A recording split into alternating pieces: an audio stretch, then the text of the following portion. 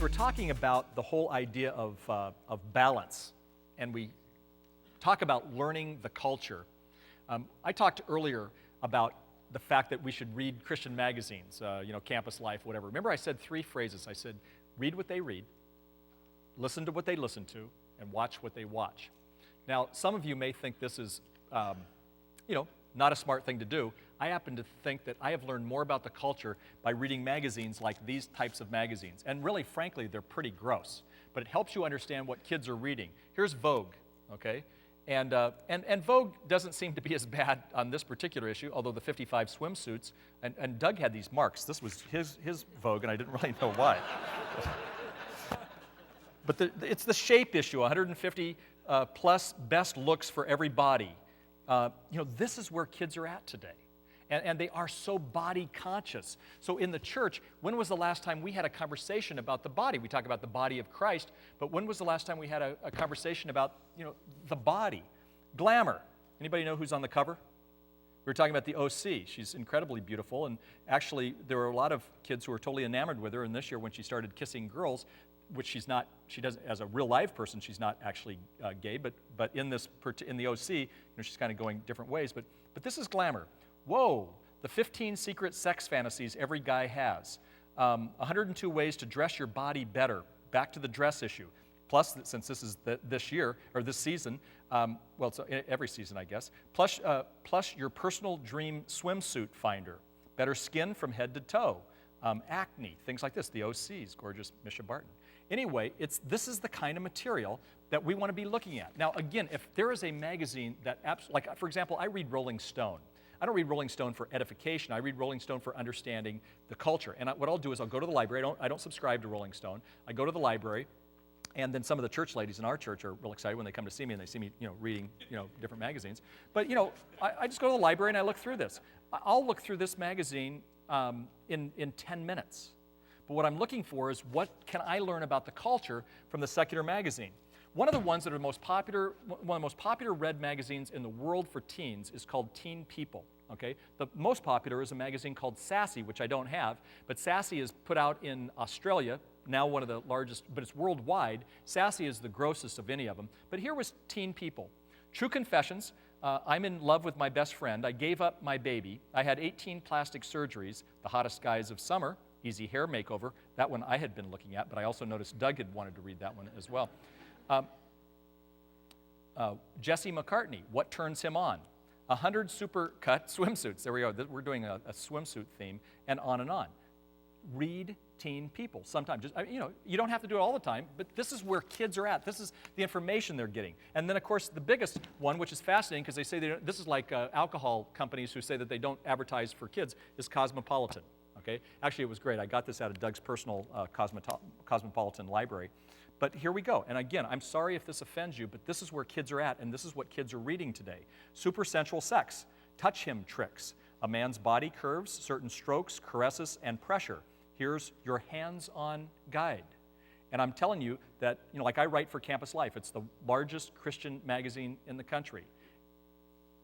That many kids read Campus Life, and this many kids read Cosmo.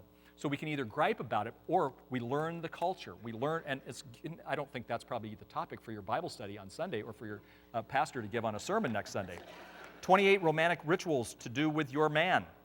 The secret sex rules they follow. Try this simple mind trick and get what you want. Jennifer Lopez, I'm not even going to say it. The biggest sex mistakes. And they always, of course, because they have all those, they always have rape warning. One place you feel safe but shouldn't. So they're going to do something. They're saying, we talk about trying to help people as well. Okay? Now, we can either complain and whine, and we do, or we can learn from this, and we can learn from the culture. So read what they read, listen to what they listen to, watch what they watch. Now, again, if that is, if the Sports Illustrated swimsuit edition is going to mess you up as a guy with a lot of hormones, don't read the Sports Illustrated swimsuit lesson. I have a friend who doesn't do MTV at all. He wouldn't see the video awards because it's something that really brings him down. Okay?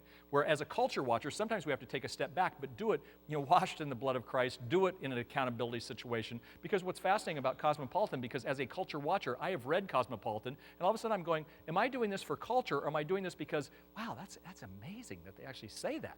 okay? And so I have to watch my own spirit in this as well. So we have to be careful, and let me just say that we have to be careful as we learn the culture, but at the same time, friends, this is a part of personal preparation for youth ministry, is know the culture. What I laugh at is I thought I was so cool. I was a youth worker when I was 17 years old. In fact, I became a Christian, and then at 17, I went away to college, and I immediately started working in a youth group, and a senior who was Miss Arcadia asked me to homecoming, and I almost left youth ministry because their rule was you couldn't date somebody in the group. She was actually older than me, and I almost left youth ministry because I wanted to date this person. But all I've known all these years is youth ministry, and I thought I was so cool when I was 17, 18, 19, 20. I thought I knew my stuff. I thought when I was 20 and came back and was Doug's youth pastor in my early 20s, I thought I knew culture. You know what? Culture changes now every 5 months. Culture who's ever popular today on MTV is not going to be necessarily popular tomorrow. Or at least Britney Spears will reinvent herself, or Madonna will, or whatever the deal is. So again, you are not cool. Maybe you in college are, but you are not cool. You are not people who know the culture. Don't act like you have to be hip and relevant, but learn the culture, because the culture influences people. The illustration I would give is by Robert Pittman. He was the creator of MTV. He then went on, interesting enough, to be the CEO of Time Warner AOL. Okay? But what did he say when he created MTV? He said, we're not creating a music channel, we're creating a youth culture. And so again, we have to be youth culture experts. You don't have to like the music, you don't have to spend hours and hours listening to it, but be aware of what's going on. Also, and again, this is right with personal preparation, is we've got to practice administration.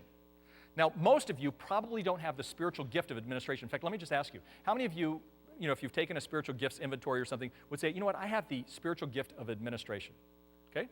Actually, more than I would think, because usually, and always the people with administration can come to things like this because they figured it out. Those of us who don't have the gift of administration, we wanted to come to this event, but we never got around to signing up for it. But again, still the vast minority of you have administration. Youth workers are typically, it's not on their gift mix. And this is what's beautiful about leaders is some of it, of you all, it is going to be on your gift mix. But it can be a weakness that can also be a strength, if you would. Strong administration either makes or breaks a program. And as your program gets larger, and we're going to talk about the good side of being in a large youth ministry, we're going to talk about the bad side later of being in a large youth ministry, but administration sometimes makes or breaks it, okay? Fields, I'll just pick on him for a minute. Doug doesn't necessarily, he's very good, he has a great business mind, he actually is a good administrator. He has done what I've had to do. I've had to learn administration. It's not where I go to. It's not, I'm much more into sales than into management, okay? But what makes him look really good is all these people around him and a guy named Matt McGill, who basically runs the thing. He can just kind of say, okay, what am I supposed to do today? Well, that's the beauty of it, is if your gift is not administration, you've still got to learn it, but what you've got to do is also bring people around you who can help you with it. And I want to give you some, it's just basically some very short, kind of a quick, if you would, in 5 minutes or so, kind of learning lesson on administration, because again, most of us don't have it, okay? Plan a week. Before your week begins, plan the week out. You can actually see on the page that some of you are writing on, there's a week, that happens to be Doug's week. Okay, but plan the week. Okay? And again, you've got to have in there times where there's going to be divine interruptions and moments, but plan your week. Know where you're going to go each week. Begin each day by reviewing what you plan to do for that particular day. So you preview each day. Schedule flexibility. I call it the divine interruption. I have found that if I am so tight in my planning that, I don't have room for divine interruptions, where somebody comes in youth ministry, a kid comes in and has a conversation, or there's a parent who calls you, or there's some kind of a need that goes on. You're too tight. You're feeling too tight. One of my mentors always says, live at 80% because you're always going to fill it up to 100%. My problem is there are times when I'm living in my plan at 110%, and then when a divine interruption comes in, it totally messes up everything. So we're probably better at, leaving some room. So schedule flexibility. Don't schedule so tightly. Agenda, action items when it comes to meetings. Plan your meetings ahead. I have found that if I will plan in a meeting, if I will plan ahead of time what it is, it'll go a lot faster. Okay? I actually did that Monday. I had a meeting with a person at 4 o'clock. I had a page of notes, and I could kind of go right down my notes. Okay? And so I was able to get through my agenda. I thought about it. I was more focused than sometimes when I don't do that. Schedule response times. What I mean by that is schedule times when you can return phone calls. Schedule times when you can do emails. Don't let the phone or email interrupt or dictate your day. Touch your mail once. Just touch it once. Now for me, I get a lot of email, almost too much email, and I try to deal with most of my emails either in the morning or later. Sometimes for me it's at night. But basically during the day, don't keep your email on all the time. Talk about something that distracts you. For me, because I'm emailing people during the day, I'll go, okay, I'm not going to look at anything, and then there'll be something, and it'll come from Doug. And I'll go, oh, wonder what he thinks. And then I'm right back into it, and all of a sudden I've lost my track, I've lost my focus. So in terms of good, email is wonderful. Email is sinful, because it's going to get you unfocused like crazy. So learn to administrate that. But when you get something in the mail, touch it once. What I find I'll do in a negative way is I'll get a letter, and then I'll read it, and then I'll put it aside, and then I'll forget what it was, and so I'll read it again, and then I still haven't done anything with it. What I have to do is, when I get that letter, I make that decision. From an email, I need to have an action step from that email, and just move it on. Get it out of there. I even delete these suckers because I don't want them all on my email list. Okay. Another one would be schedule work blocks. Now that's what the illustration is in here. Organize certain times of the week for different projects. If every Tuesday morning you plan your Sunday message, how incredible, because a lot of us are planning our Sunday message Sunday morning or Saturday night.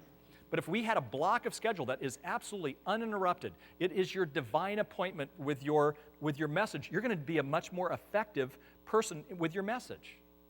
Okay? If Tuesday afternoons and Thursday afternoons are the times that you meet with kids, instead, when a kid comes up on Sunday and goes, hey, can we meet this week? Instead of going, great, when do you want to meet? Say, hey, how about Tuesday afternoon? How about Thursday afternoon? I'll pick you up from school or whatever it is, and you have your appointment book. You begin to work in rhythms. People in youth ministry don't tend to work in rhythms. So if we don't work in rhythms, then a lot of times we just sort of get messed up on that thing. Okay, so schedule work blocks. This has been very important for me in my life. And again, you've got kind of an illustration of Doug's world in a notebook. Calendar your year. How appropriate it would be if you knew in September what you were going to be doing for a youth event social in February, for a number of reasons. One is you don't have to do it then because you can hand it off to somebody else early enough and you have it planned. The other thing is that parents, let's say that you're planning farther out with a youth retreat, a winter youth retreat. If the parents know ahead of time, then it's not going to conflict with their own vacation schedule, because the kids would rather be with you than they would be with their families. And good family-based youth ministry says, no, families need to take vacation as well. Sometimes parents just kind of go when their kids are teenagers, fine, just let that's their vacation is to go on the youth group. No, that's not good, because then it's not integrating, them into the life of their family.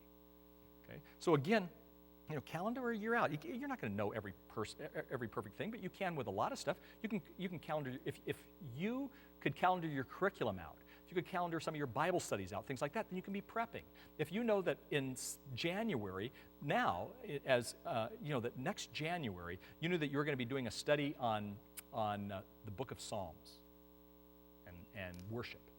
Well, how incredible that you would have this much time. It's just in your mind. You're not prepping for those. You're prepping them on Tuesday. But in your mind, you've been thinking about it. Maybe there's a book that you read offensively instead of defensively. These are just good administration, type ideas. And then, frankly, you got to learn to delegate or dump. Okay. I love what Jethro said to Moses in Exodus. I believe it's 18.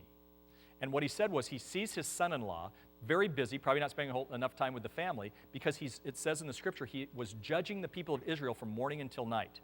Well, he was so busy, he was judging everybody. Jethro comes to him and says, look, why don't you get 12 other judges and you divide the groups up, and then why don't you just oversee some of the, the tougher stuff, and you'll have a little bit more free time. Well, you know what? That's just good delegation. And sometimes what we do is we just dump stuff and it doesn't work, when really what we should have done is delegated it and it would have been much more effective. And then keep growing in administration. Don't merely say, I'm relational, I'm not administrative. I mean, you're going to hear all day from two people who never started out very administrative and yet have the ability to do it partly just because we read books, we attended seminars, we observed people who were. I have great respect. Those of you who put your hands up saying you have the gift of administration, God bless you. You have made me look good, because I am not there. My first hire at the church that was not Doug when he came on. I wanted Doug so badly. He was in high school he was a senior in high school when I came to this new church. But our deal was he was going to come in and be an intern. My first hire would not have been a Doug, because that's almost a clone. My first hire was somebody who would make me happier by bringing in an administrator. See? And so I brought in a woman who was a fabulous administrator, and she basically ran our youth group. She ran both of our lives during a season. And really a great person. But read books, attend seminars. Now for me, it's Stephen Covey. I mean, it's as simple as, I just reread The 1 Minute Manager after 100 years of whenever it came out. It was really helpful. I just read a book called Good to Great. You know, secular books tend to be very good with this. You know, the ultimate goal of every good leader is not to be replaced. You know how you always hear this from people? You know, the ultimate goal is to be replaced. No, it's not. The ultimate goal is not to be replaced. Our job is not to work ourselves out of a job. Our goal is to work ourselves into a job that fits with our gift mix. A lot of us are frustrated with our youth ministry world because most of the stuff we're doing is not in our gift mix. So our job from this day on is to begin to move toward more of where our gift mix is, but that doesn't mean that, you know, we're supposed to leave. What it means is that it's going to be more effective because we're going to bring other people around us who can do that much more effectively. For example, I know of a youth ministry where they wanted to start putting out a parents' newsletter, just that simple. But this person can't pretty much put a parents' newsletter together. That's not in their gift mix. And they were really feeling like they were struggling, and you know, when we were talking about family-based youth ministry, I had the conversation with this person at the Purpose-Driven Youth Ministry Conference. And, well, about 6 months before, what they did was they got a mother who was absolutely incredible. She reads all these books on parenting. She knows how to do Adobe and all these different kind of things. So now this guy showed me his newsletter. It was phenomenal, and he had really nothing to do with it. He meets with her once a month. They have a little bit of conversation. He could do it over the phone if he wanted to, because now it's her thing. So what she's doing is she's flexing the muscle of family-based youth ministry. He's hanging out with kids. And he's recognizing that as an important part, but she's doing it because she has, in many ways, the gift of administration and some other gifts. So again, don't do your job to be replaced. Do your job where more and more you can spend your gifts in what's exciting. You know what? I'll be honest with you. At 51, I'm really excited about going to work, because one of the reasons why I'm excited about going to work is because most of the stuff I get to do, I really like to do, and I'm actually kind of good at it. Because I don't have to do some of the stuff that other people who are around me right now who do a great job, but I'm so glad they're doing it and not moi. Because we were having this conversation yesterday. I was saying, this would take me 4 hours and it's going to take Todd 30 minutes. Well, Todd has the gift of administration. I could do it, but I wouldn't do it as good in 4 hours. But it's still going to take me 4 hours. So again, it's bringing people around you, as you do that. Now again, I'm going to move from, now that was kind of more on when we're talking about balance and whatnot, that's more on the education side. Now I kind of want to move back into your life. I'm going to just say prevent burnout. Remember what we're talking about, preparing, personal preparation for ministry, and we've got to talk about burnout. I think perhaps the greatest problem in America is this breathless pace in which we live our lives. Youth workers, okay?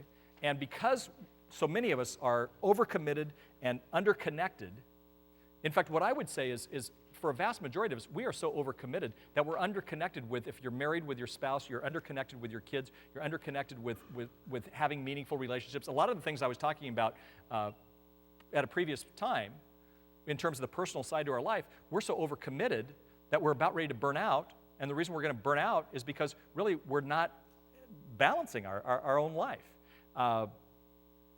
It's one of the jobs of a leader. One of the key jobs of a leader, and I place that on you, to not burn out. Overcommitment produces fatigue, and there is no one I know who has fatigue quite like you youth workers. There is always something to do. And you place some of the other responsibilities you have with your church, you place some of the responsibilities you have with your family. If you're married, most of you are married with kids because it's a little bit older group here. And those of you who are younger, you got to hear this. Because there are people who are going to come into youth ministry and have lots of energy and time, and all of a sudden, spouses come into the place and kids come into the place, and man, now how are you going to juggle it all? I remember so well reading a book. It was a business book, and this guy, a very famous guy, Peters is his name, he said, you can't be he's talking to probably dads more, but he said, you can't be your dad's Little League coach and also be as productive in business. Go to as many games as you can go, but you can't be the coach because you've got to put your time and energy into the work. You know what? That was, at first I grossed me out. I mean, Doug, Mr. Coach. And you know what? He's right. You can't. So guess what? You don't have to be the most productive. You don't have to be the best. Because if you're going to let your family go and you're going to burn out, you're not going to be long-term in the youth ministry anyway. Most of the people who I know who leave youth ministry don't leave youth ministry over the fact that they quit loving kids. They left youth ministry because they were burnt out. Whether they were burnt out in their own personal family life, they were burnt out because they weren't handling the deal, they were burnt out because of a negative relationship with their pastor, or whatever it may be. What I'm saying is, don't take the advice of some of the business people. Coach your kids' little league team. Have some balance. It will free you up to be more effective in what you do when you have a meaningful life in your family, which we'll get to in a moment. Okay? It's important for us to understand that. A friend of mine, when I graduated from Princeton in the 70s, I didn't stay for the graduation. A little bit of a type A type, more than now, maybe not, I don't know. But anyway, all of a sudden I realized my assistant is here and Doug is here, so I can't really say I'm not type A still. But hopefully I'm a little healthier. And so I didn't stay for graduation. I mean, what a gross thing to not do, not to celebrate. So I wanted to get back to a ministry that we're doing. I was going to start at the church where Doug was a junior hire, and we started a houseboat ministry. And I needed to get back. So Kathy and I drove across the country. And my friend wrote me a card. And he said, "Dear Jim, we missed you at graduation." And then he said, in quotes, "If the devil can't make you bad, he'll make you busy. Love, David." Funny, he was at the Youth Specialties Pastors Conference. And I was telling him, I said, "Do you remember this little quote that you gave me?" We went to seminary together. I said, "Do you remember this quote you gave me back in the 70s? If the devil can't make you bad, he'll make you busy." He goes, "Boy, that's good, right? What is that? Write that down. I need that really badly." He had given that to me. Well, you know what? What he didn't realize was God spoke to me through him. Because that, again, is a key quote when it comes for me in terms of burnout. I think there are some, and I hope you'll write some of these down. I want to give you some suggestions. I think there's some suggestions that can help us. And the first one is just simply learn to say no. Okay? Learn to say no. If your pastor asks you to come to some other type of event, and it's not possible, you say, "No, I can't." They want you to teach college, junior high, and high school, and be the children's director, and lead the choir. Say no. In fact, some of you haven't said no for a long time, and one of the reasons why you're almost at burnout is because you have a hard time saying no. In fact, here's what I want you to do, and I'm bilingual in this. Okay, I can do it in both Spanish and English. Okay, which you want, Spanish or English? Español, ¿verdad? Muy bien. Okay, no. In English, it's no. Okay. What? Give me some other languages. French. What is it? In French? Oh, it's what? No. Okay, we're trilingual. We'll try anything. What else? German. Nine. Okay. Russian. Niet. What is it? Niet. Okay. So on the count of three, this is what I want you to do. I want you to yell as loud as you can, "No," because some of you have not said this word for a long time. Okay. And in fact, I'm going to say, can you add one more really great meeting? For something that's not really related to youth ministry, but important to the church. Can you do this? Okay? And I want you to say the word, okay, on the count of three. 1, 2, 3. No! You didn't say it loud enough. 1, 2, 3. No! Now, doesn't that feel good? So anyway, one of the ways to prevent burnout is learn to say no. Secondly is schedule margin. Your work week needs to have some margin in it. I've already talked about this. Many people don't schedule that into their week, and I'm saying schedule margin into your week. Okay? Here's what I'm saying. Look at overbooking as a sin. When you overbook, in the world that I have lived in, youth pastor, and then started speaking with youth specialists, all this, the same world he lives in, what would happen is people are going, "How are you doing?" And everybody in my little world would go, "Hey, really busy." That meant I'm really successful, and I want you to be impressed with me that, I've just flown across the country to go speak to some people, as if that's a big deal. You know what I'm saying is? I'm saying overbooking is a sin.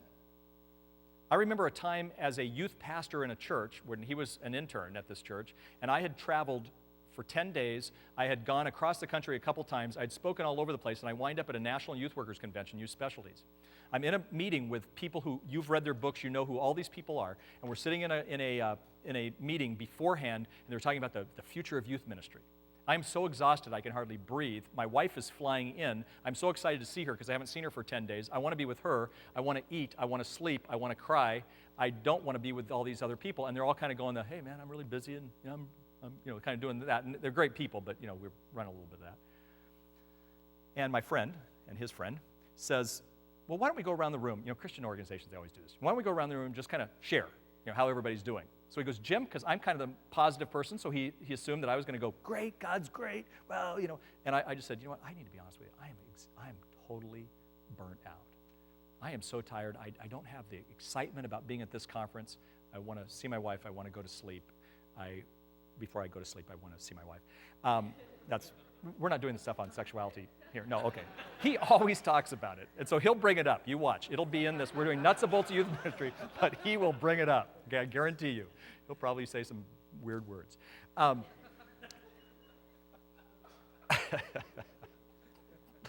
So the room just kind of goes, I flattened the room. They're like, and the next guy goes, you know what, I feel like Jim.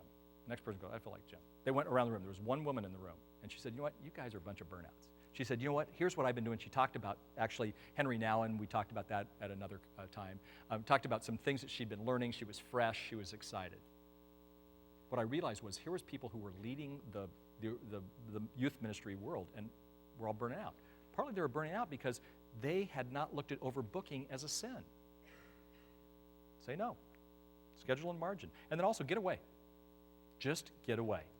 Be sure to take time to have fellowship with God, to have fellowship with replenishing people. Go outside of the church if that's necessary, if you can't find a small group in your church, but get away. Who says that you have to be in the office at 8 o'clock if you had a youth group meeting until 11? Only the secretary thinks you need to be there at 8. Don't go. Don't get there. Okay? Sometimes just get away. I find that some of the most refreshing times are if I can take a day and just be away. Doug, a couple days ago, or last week, he was working on some of this material, and so he went away. He literally went away. Okay? Get away sometimes. That's another way to prevent burnout. I find that when I'm refreshed is when I'm thinking the best. It's when I'm most creative. And yet a lot of times we're burning out because we're not there. We're just too busy, and we never get away. I want to give you permission to get away. Just tell your board, Jim said it's okay, and just get away. But you know what? If you don't calendar it ahead of time, it's never going to happen because there'll be enough ministry things that are going to be thrown at you. Okay? We're talking about health here. Okay? Another, as we're looking through this aspect, is develop others. I think this is one of the key survivals, one of the keys to survival in ministry, is develop others. Developing others is a necessity in ministry. It is not a luxury, and yet a lot of us would say, well, there's just too much to do, so we don't spend enough time developing others. Okay?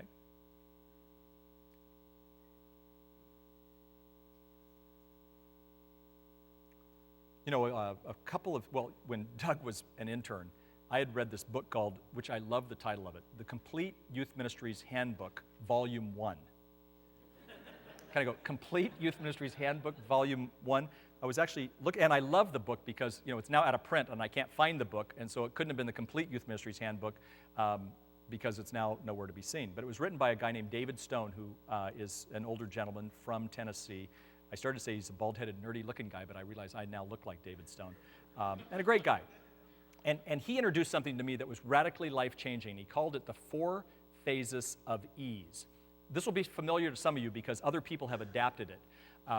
But for me, it's the J. David Stone one. Phase 1 is I do it and you watch. Okay? I do it and you watch. So what this means is if you're going to develop others, that you've got to spend some time with others and actually develop them. And so, for example, if you shouldn't be the only person teaching the Bible, you should do this with somebody else. But basically, first of all, you've got to do it, teach the Bible, they watch, and then you've actually got to spend more time meeting with them and saying, here's why I did this, here's why I did that. So it's almost a discipleship method as well. If you're going to develop people, this is a great process for you. Secondly, it says, I do it and you do it. In other words, we do it together. So maybe we share a Bible study together. It may not be as good as what you would do. That's okay because you're developing them. You weren't all that good when you started either. Okay? Then you do it and I watch or I assist or I help. So it might be that now you're thinking, great, I don't have to go to the Bible study tonight because Doug is doing it. No, it's really important because Doug is going to do it, so I need to be there, take notes, give insight, give input. I kind of laugh at this because and I laughed about it the other day because I was listening to one of Doug's sermons, which I thought was one of the best I'd ever heard in the world. I'm not, I'm not trying to butter him up. It was just a phenomenal sermon. I had written the sermon, but he did a good job with it.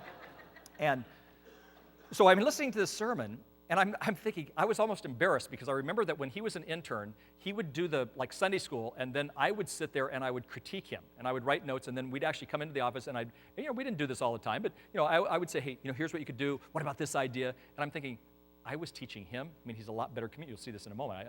I'm thrilled for this. It's not a burn on me, but he's a phenomenal communicator. And then I thought, you know what? He needed somebody to say, he was the best kid I'd ever heard speak. He was the best volunteer I'd ever heard speak. He was the best intern I'd ever heard speak. But you know what? He still needed somebody who maybe wasn't even as good. Sometimes coaches aren't as good of hitters or pitchers or whatever, but they can do it. He needed somebody to say, you can do better. What about this? What about that? Doug was telling me that a pastor in our life, when he was speaking at something at Saddleback, he was preaching at Saddleback, the pastor came, sat in, and gave input, listened to him, kind of cheered him on, gave him input. The guy's a really good communicator. Doug's a better communicator, but this pastor could give him input. So I guess what I'm trying to say is when you're developing others, it's important for us to sometimes say, you do it, but I'm going to help.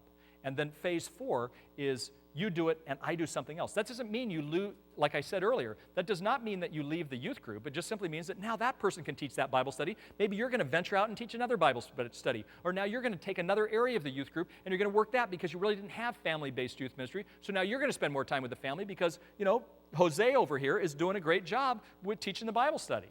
Periodically, you come back in and you say, hey, now you're still in the I assist periodically because, Jose gives a Bible study and once a month you come back in and you sit with him or you give him a break. You see where I'm going? The 4 phases of ease is great. Now keep that in mind, 4 phases of ease. I was speaking at the Covenant Church. Do we have any Covenant church denomination people here? I'm so glad they're so excited about being trained. And I was going to give them a compliment. It's really one of the best youth ministry denominations, I think. They didn't need Doug's and my input. And I'm speaking they have 7,000 kids at an event, and I was doing a training with probably 400 adult leaders, and then I was going to give the talk at the event. You can tell this is going to date me because it was DC Talk was going to do the music. And so DC Talk's kind of getting ready for the thing because I've now finished it, but the whole talk was on 4 phases of ease. I'm going to speak on sex. See, there Doug is, telling me to, talk about sex. So I'm going to speak on sex to these kids and talk to them about sexual purity and all this good stuff. Well, they have forgotten and they have left the overhead up on the deal. So DC Talk's there and kids start screaming, you know how they've been in different places. So they're screaming into this auditorium. It's at Colorado State University. And all of a sudden this kid comes up and he goes, hey, so are you the guy who's going to talk on sex? I go, yeah. He goes, is that your outline? I do it, you watch, I do it, you do it with me.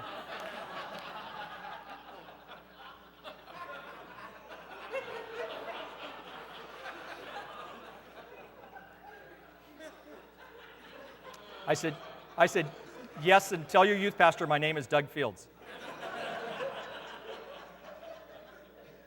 Now, what happens when I delegate to Ben the Bible study and it fails?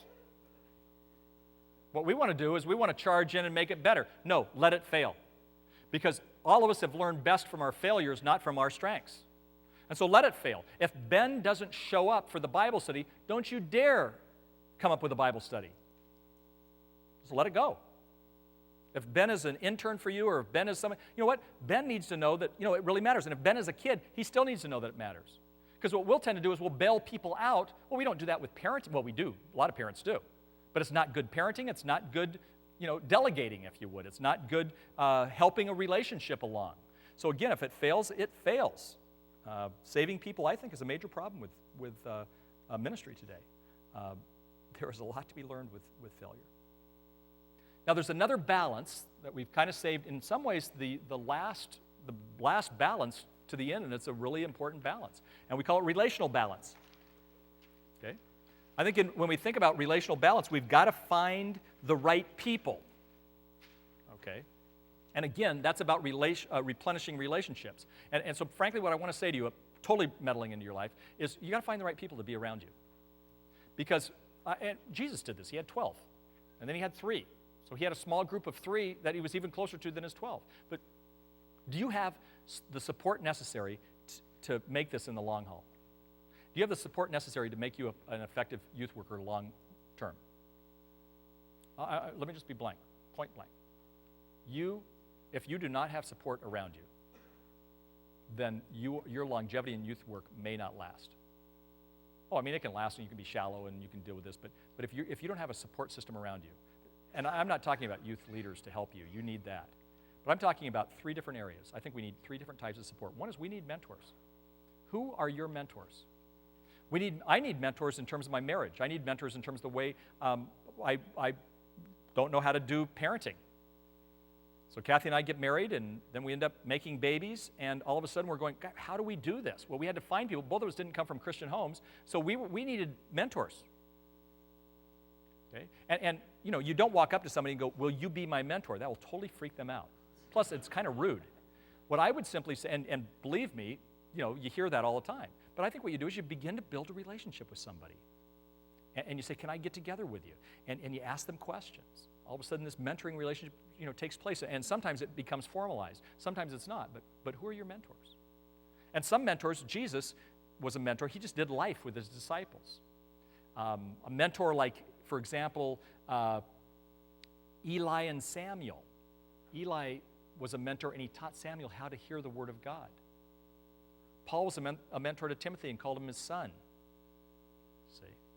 Moses was a mentor to Joshua and passed the baton to Joshua. That's where I've been reading in my one-year Bible. He passed the baton to Joshua, and Joshua took them into the promised land. He trained him and prepared him for that. He passed the baton.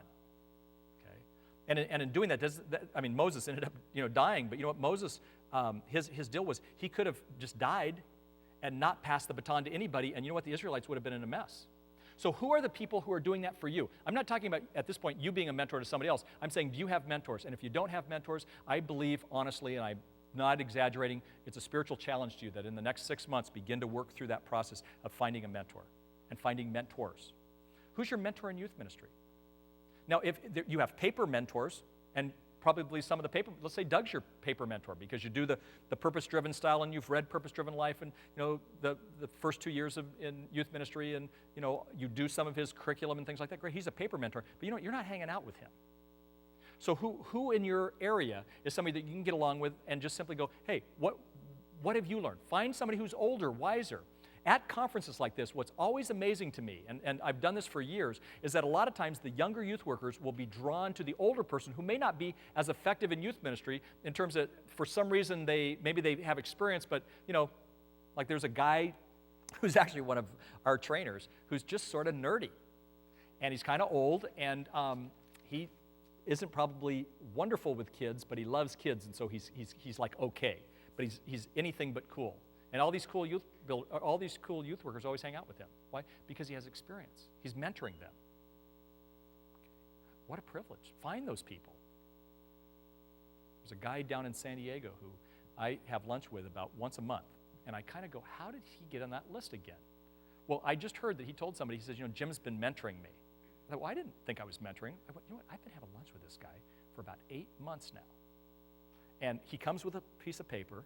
And so we go through this stuff, and I'm talking to him about his life and his ministry, and we're tweaking some things.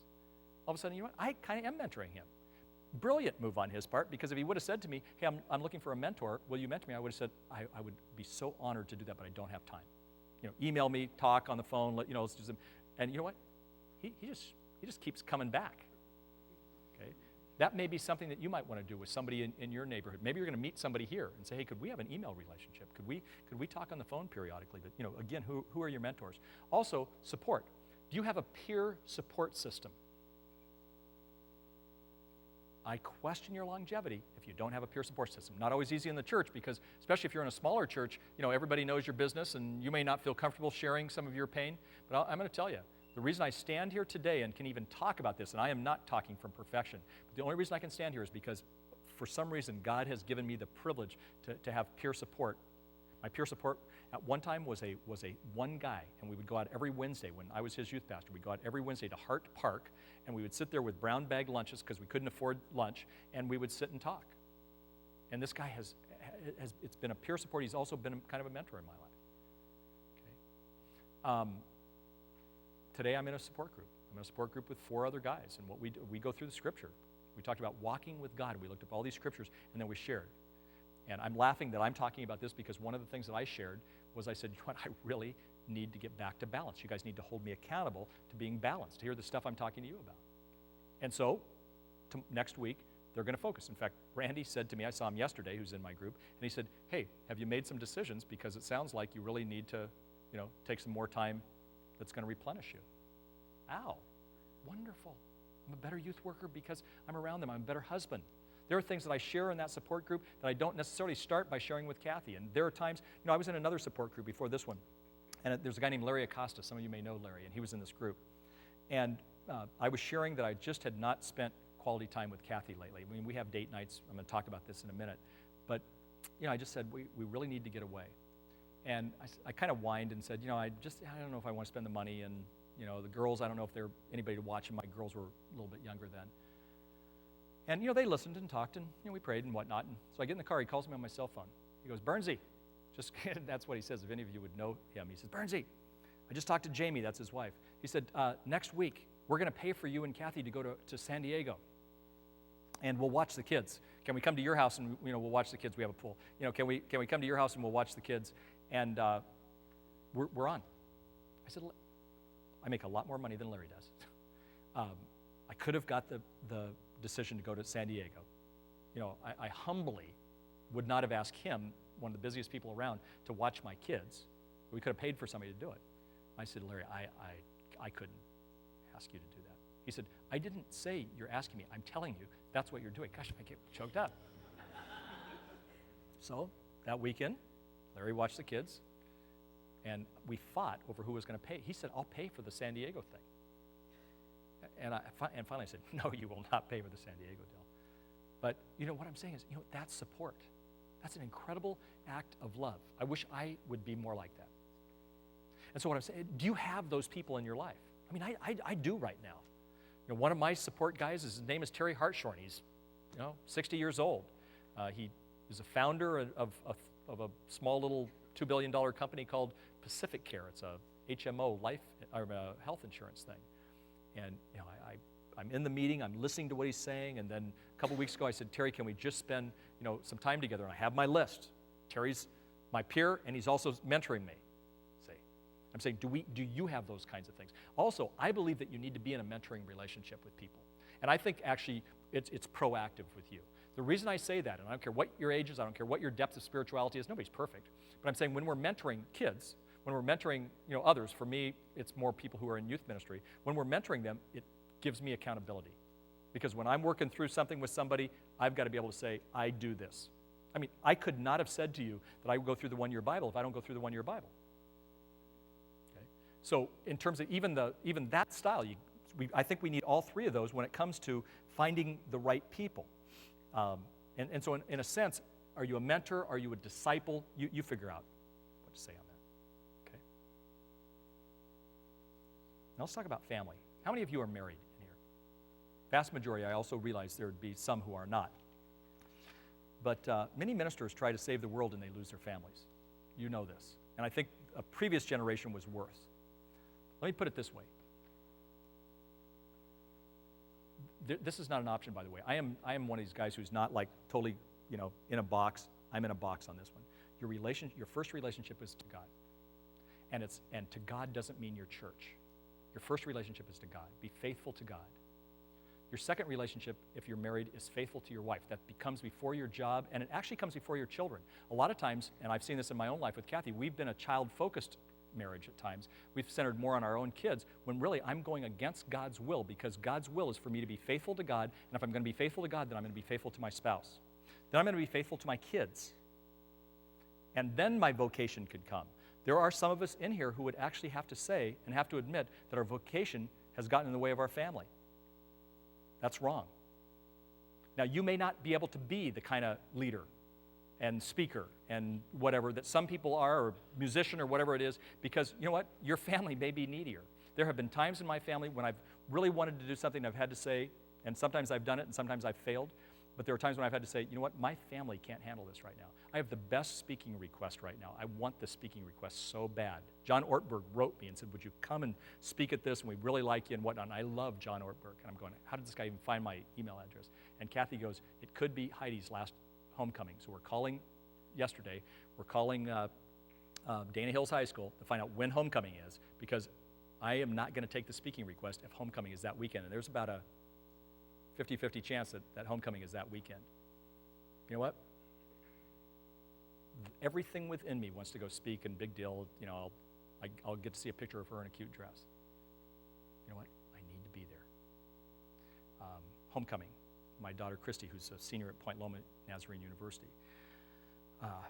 Homecoming, her senior year. I took a speaking engagement in Orlando. It was the Promise Keepers event, and it was homecoming. I went, oh my gosh. So I went to the game. I got on a flight. I traveled all night. I'm speaking to 18,000 men with major testosterone, and I had not slept on the plane. It wasn't a comfortable moment. I spoke twice at the Promise Keepers event. I came back to the hotel. I laid down. I was dressed like this. I laid down. I didn't even go underneath the covers. And then I got up, took a flight at like 5:30 back to here. And you know what? I don't know to this day that Christy even knows that, what I did. And there have been times when I have not done that right, but I did it right that day. And I'll tell you,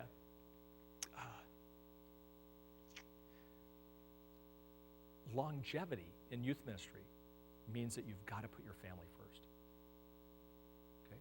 And when you put God first, that means you'll put your family first. Okay? And I maybe have tears not because of the moment where I've done that right, but of the moments where I've done that wrong. Where I have, been so burnt out and not balanced that I have fried my emotions, and that I have fried my spirituality, and that I have passed my children up because there was something more important, as if some ministry event was more important than my children.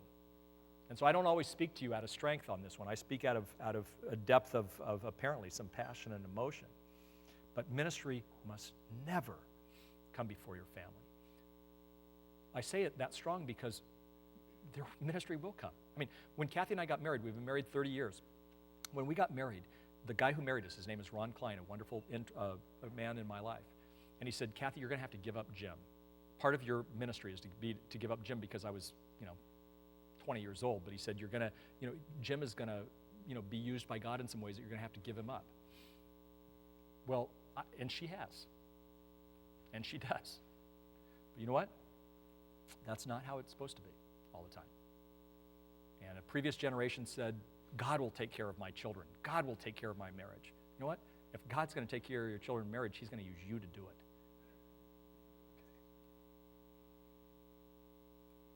We must give our families quality and quantity time. And I think we do it specifically, over on the PowerPoint. I think we do a date night with our spouse, non-negotiable. I think we take a day off.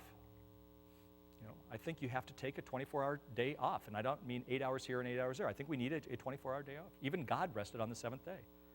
I think we have to block our days and really think through calendaring. Part of being in youth ministry, in leadership especially, is we got to think through calendaring like crazy. Put your personal schedule before your ministry at times. Give your spouse veto power of your calendar.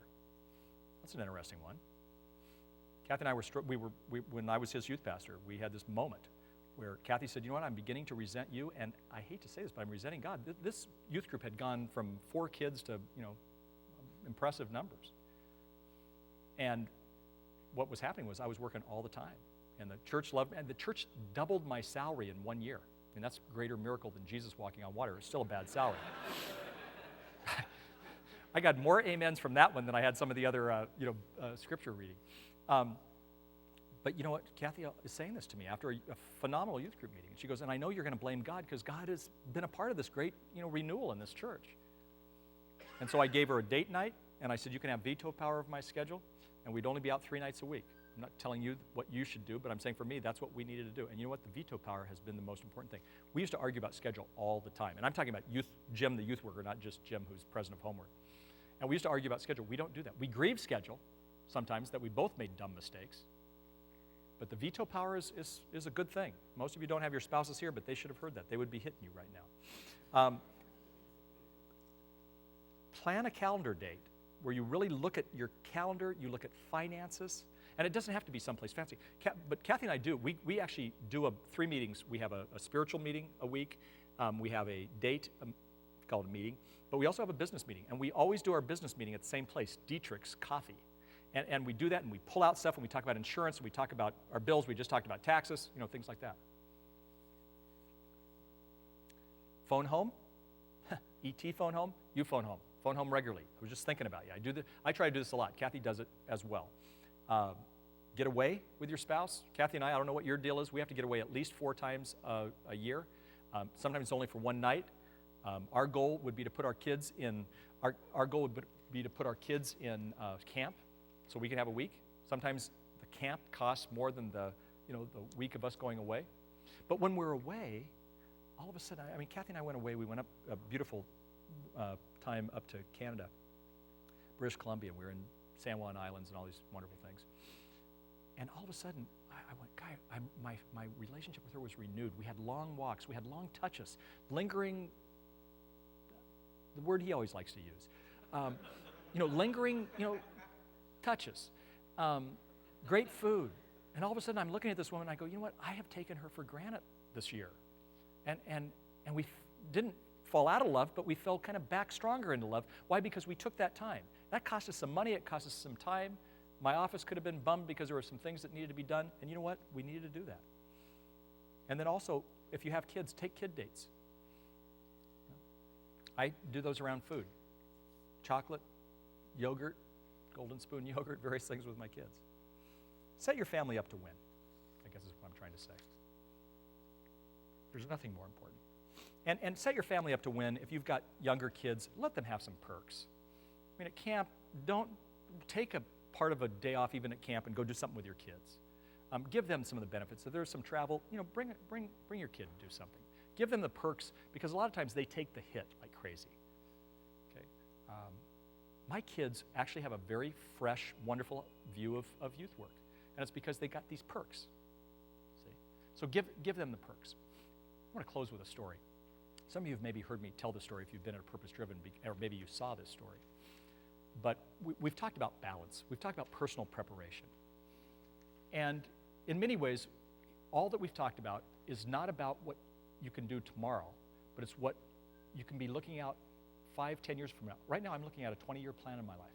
And I'm 51. I'll be 71 years old. But I'm looking at a plan in the next 20 years.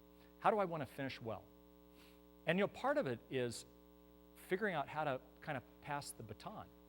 And you're going to have to do these kind of things if you're going to make a long-term influence, an experience that was very powerful, probably much more powerful for me than for Doug, I'll be honest with you. I can't speak for himself, but Doug asked me to do this. I was speaking at Purpose Driven a couple years ago, and he said, I want you to talk on longevity.